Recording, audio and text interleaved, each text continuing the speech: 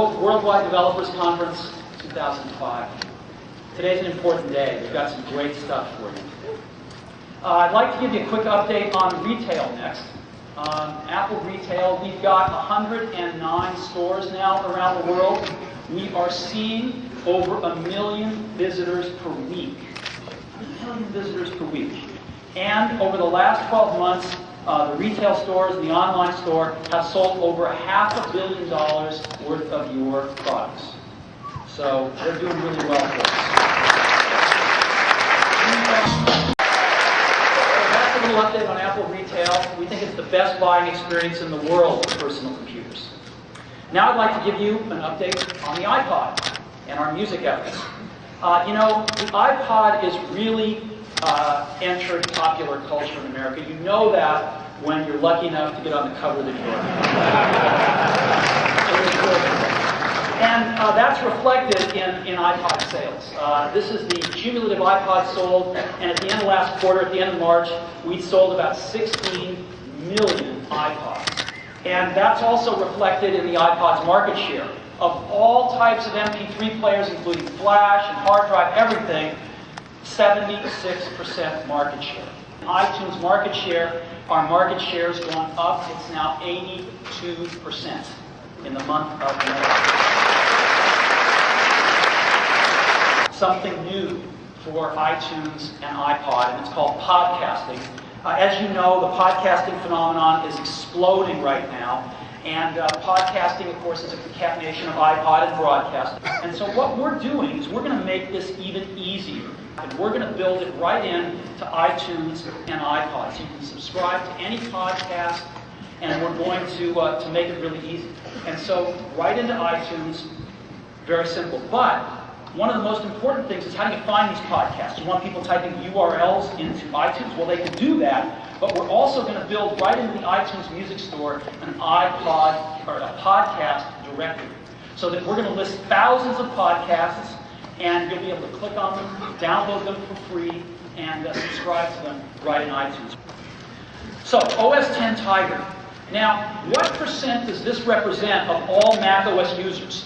These 2 million copies that we've delivered so far. They represent already 16% of the entire Mac OS X user base. Panther is about half, about a quarter is Jaguar, and about 10% are the laggards on early versions of 10.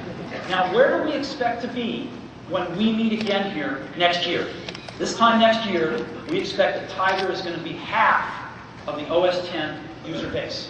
So we're really thrilled about that. And if we take a look at what we've done over the last 5 years, we've released 5 major versions of OS X over the last 5 years. In that time frame, of course, Microsoft released XP. And looking forward, the next release of OS X is going to be called Leopard. And we're not going to be focusing on it at this conference today, but we certainly will in the future. And we intend to release Leopard at the end of 2006 or early 2007, right around the time when Microsoft is expected to release Longhorn. So that's what they're now. Let's go to a big topic. Transitions.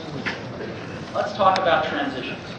The Mac, in its history, has had 2 major transitions so far. Right? The first one, 68K to PowerPC. And that transition happened about 10 years ago in the mid-90s. I wasn't here then, but the team then did a great job from everything I hear. The second major transition, though, and that's the transition from OS 9 to OS X that we just finished a few years ago, early part of this decade. This was a brain transplant. OS X is the most advanced operating system on the planet, and it has set Apple up for the next 20 years. Today, it's time to begin a third transition. We want to constantly be making the best computers for you and the rest of our users. And so it's time for a third transition, and yes, it's true. We are going to begin the transition from the PowerPC to Intel processors. And we are going to begin it for you now and for our customers next year. Now, Why am I going to do this?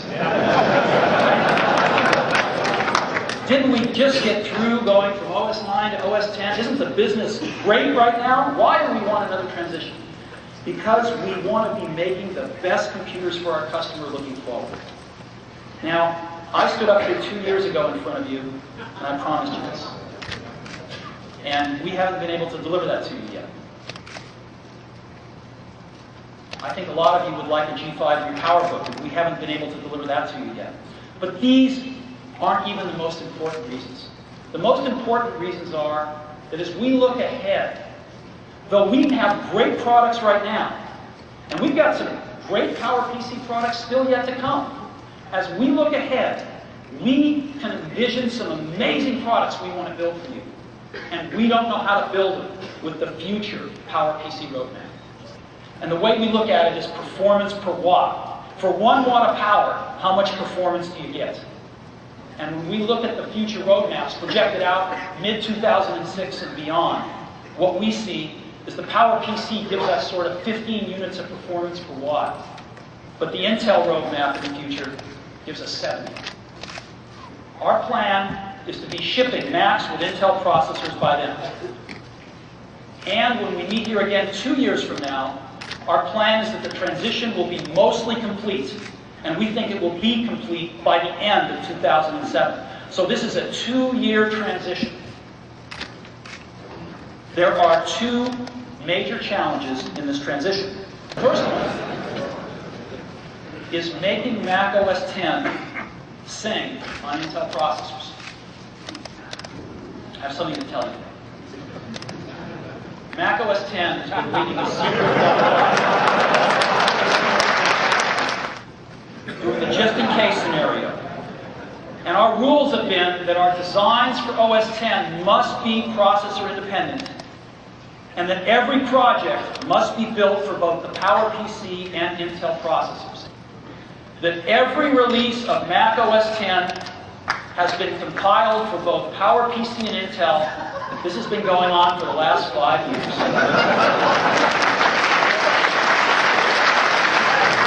Just in case. So Mac OS X is cross-platform by design, right from the very beginning.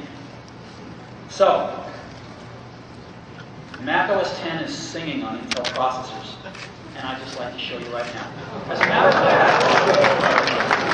a matter of fact, this system I've been using here,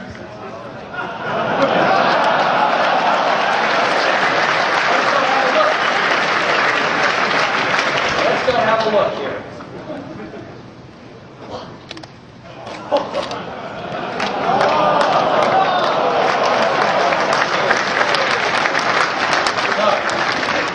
Baseball, yeah.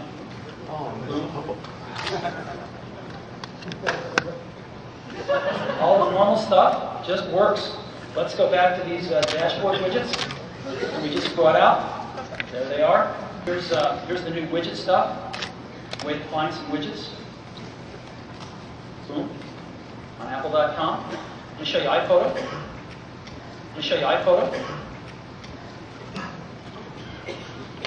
Loading in 4,000 photos. There they are.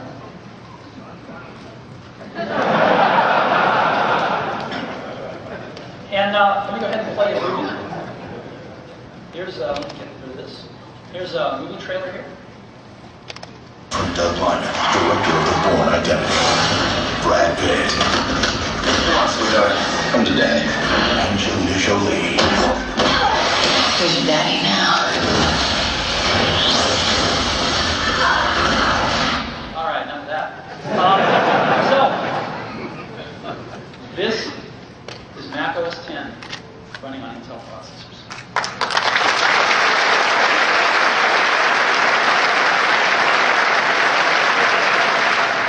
Now, the second major challenge is your apps, right?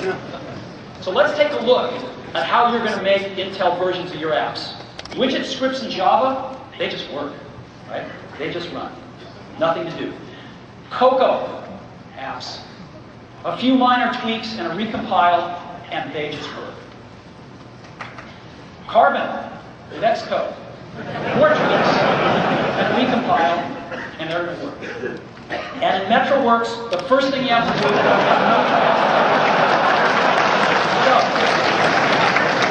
let's take a look at this again.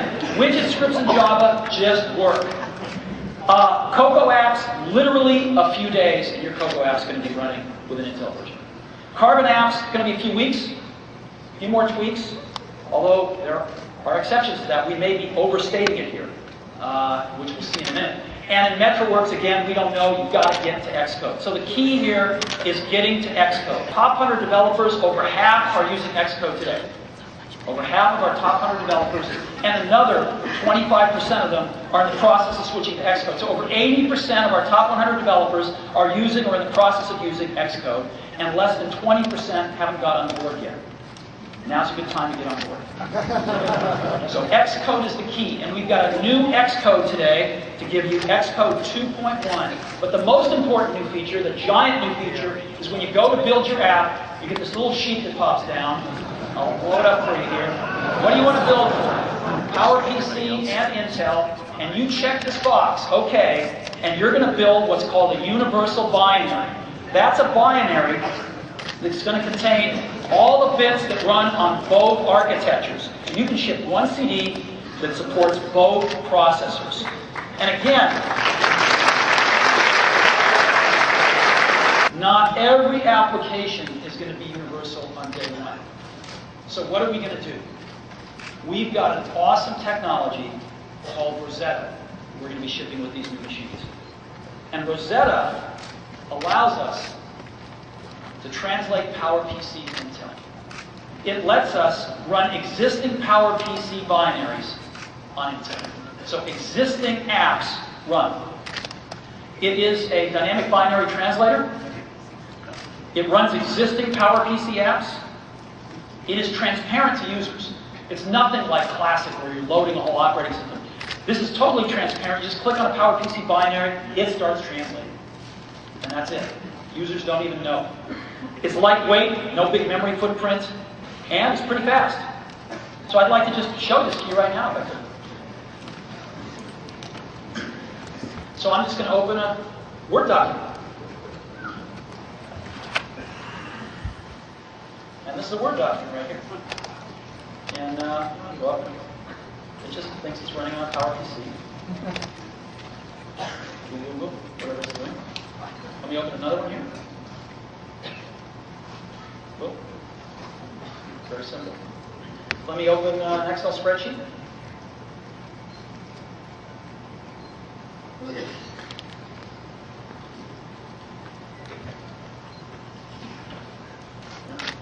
Let me open Quicken.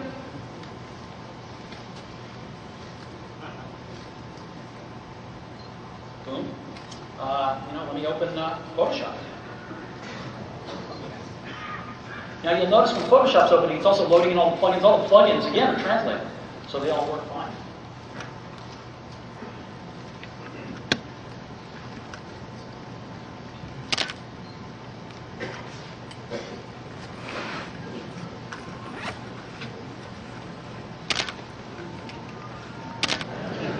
There's Photoshop. Let me open another photo so you can see how fast it. Boom. Again, you can go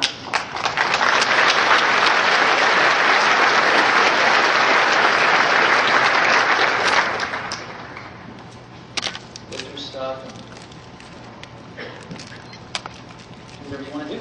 So that is Rosetta. These PowerPC apps just run. And we have created a developer transition kit for you. This developer transition kit has got a 3.6 gigahertz Pentium 4 in it. It's on a Power Mac. OS 10.4.1, our pre-release of the Intel version. Xcode 2.1 to generate universal binaries. A universal binary porting guide that's quite good. It is a development platform only. This is not a product. This will never be shipped as a product. It's just for you guys to get started in development. And actually, we have to return them by the end of 2006 because we don't want them floating around out there. These are not products. But we're going to get them to you now. They're for select and premier ADC members only. And we're going to price it at $9.99. And it's my pleasure to introduce Paul Ottolini, the president and the CEO of Intel.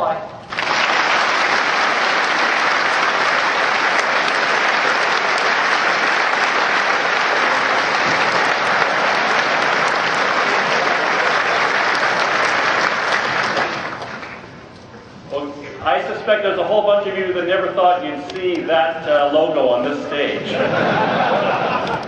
We are so excited at Intel to be given the opportunity to work with Apple to bring you some really great products.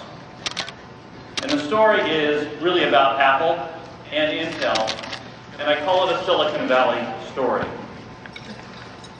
Intel was founded in 1968 by Gordon Moore and Bob Noyce. We started out building memories. First product was an SRAM. We invented the DRAM, and a few years later, we invented the world's first microprocessor, the 4004. 8 years later, 5 miles away in Cupertino, Apple was founded. And as Steve has pointed out, in 1993, two events happened. Well, Apple switched from the 68K to the PowerPC, and Intel launched the Pentium processor and started ramping it in earnest. And it got so intense that in 1996, Apple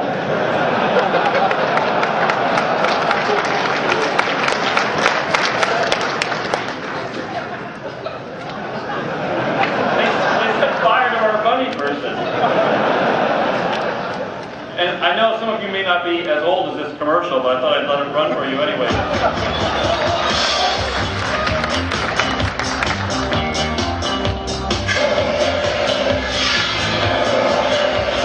Apple Computer would like to apologize for toasting the Pentium 2 processor in public. But the fact remains, the chip inside every new Power Macintosh G3 is up to twice as fast.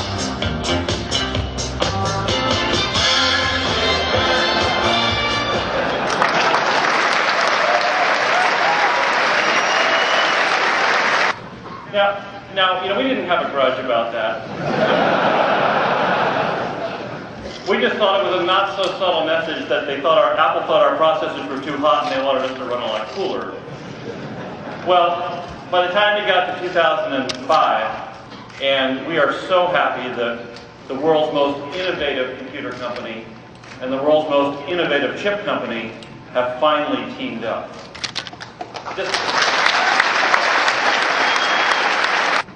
We know transitions. We've been through two of them, and they've kept our platform at the forefront. And we're going to continue to be bold and begin a third transition today as far as developers are concerned, to make the best machines we know how to make in the future. And there will be a transition over the next 2 years. We're getting ready. We've done a lot of work, as you've seen today.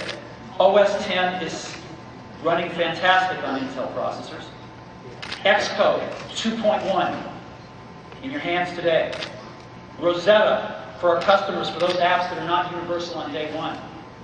We've already made a big investment in this, and we're fairly far along. It's time for you to get ready too now. And what do you have to do to get ready? One thing.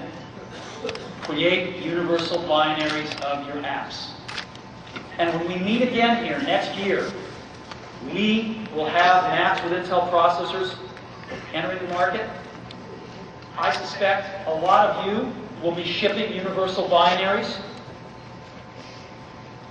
And we will be very excited to keep pushing the frontiers and tell you about Leopard when we meet again here next year.